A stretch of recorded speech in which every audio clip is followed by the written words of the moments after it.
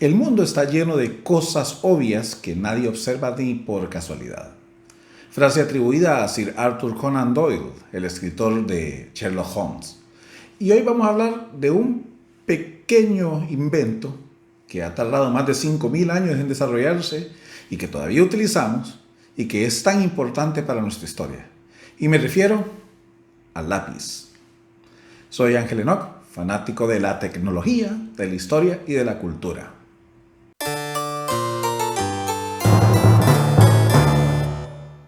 Una de las maravillas de la tecnología que tenemos no es precisamente una computadora top con gran RAM, con gran disco duro o una tarjeta gráfica altísima, ni tampoco es un vehículo completamente eléctrico que pueda andar solo por las calles. Una de las maravillas tecnológicas que tenemos es un lápiz. La historia, para que sea historia, tiene que estar escrita, porque si no está escrita, no existe. Si no, pregunten por un tal Antonio Meucci, o por un Joseph Wilson Swan, o por un mentado Luis de Santángel. La prehistoria, que no quiere decir antes de la historia, porque eso sería decir que no hubo historia antes de la historia. Es decir, sí hubo historia, pero para que sea historia, ¿qué se ocupa? En primer lugar, que esté escrita. Y para escribir la historia, ¿qué ocupamos? Pues un lápiz. Son los ingleses que se atribuyen la invención del lápiz grafito, allá por 1564. Aunque también los alemanes patentaron un lápiz grafito que se podía incluso borrar con miga de pan, o sea, con todo y borrador.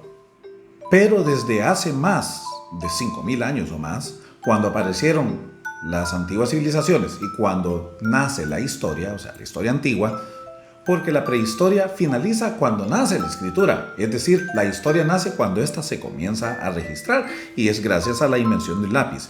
Obviamente, en un principio, los lápices no eran como los conocemos, sino que eran unos estiletes, unas varitas de marfil, de bambú o de hueso con el que trabajaban en las tablitas, como en el caso de los antiguos sumerios con las tablas cuneiformes y se trabajaban ahí. Los antiguos romanos utilizaban una varita con el cual escribían en tablas de cera, las tabula rasas, a la cual le llamaban stylus. Obviamente nosotros con estas tendencias de utilizar lápices en la electrónica, nosotros le llamamos stylus, pero el stylus, que es de la palabra latín que significa estilete.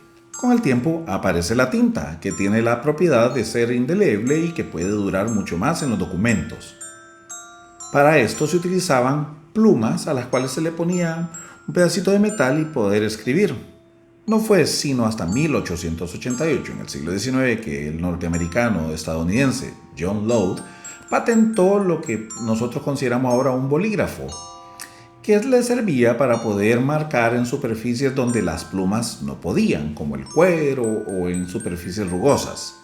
Fue allá por los años 30 en donde un húngaro, considerado un renacentista del periodo contemporáneo, porque colaboró en muchos inventos, entre los cuales está lo que nosotros conocemos ahora el bolígrafo. Era László Biró o László Biro.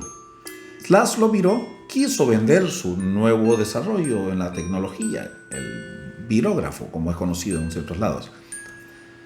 Pero no le pusieron atención. Luego, László estaba en un hotel escribiendo algo con su prototipo y una persona justa, necesaria, lo vio. Era Agustín Justo, presidente de Argentina.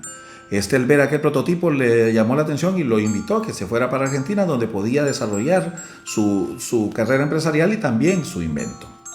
En un principio László no hizo caso a esta propuesta, pero en eso vinieron los aires de guerra y él, como judío, decidió emigrar de Europa y se fue para la Argentina, junto con su hermano, quien era un ingeniero químico y con el que habían desarrollado una tinta que se pudiera secar rápidamente una vez que pudieran escribir, porque habían puesto una bolita de metal, un tubito con esa tinta y se podía escribir. Un desarrollo fantástico para un aparato que tiene apenas más de 5.000 años.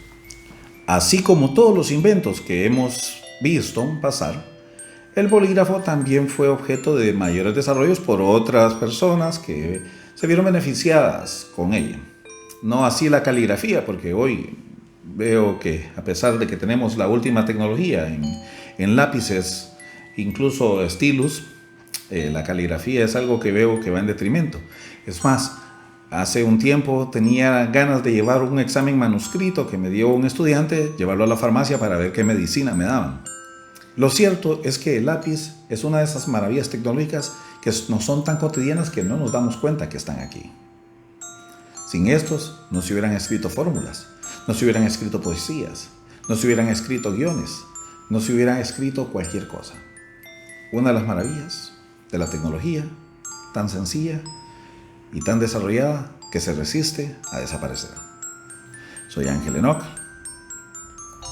fanático de la tecnología, de la historia y de la cultura.